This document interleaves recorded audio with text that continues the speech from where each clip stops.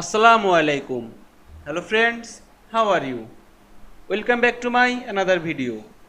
In this video, I am going to show you how to make airplane transaction in PowerPoint.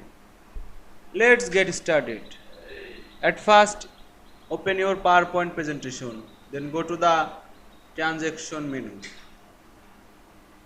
Then click airplane transaction. Then click apply to all and click start from beginning. Here you can see airplane transaction in all slide.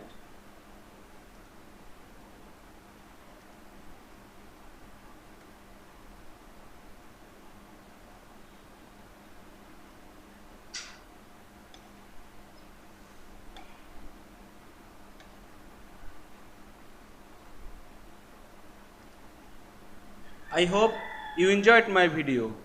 Please like, comment, share and subscribe my channel. Thanks for watching.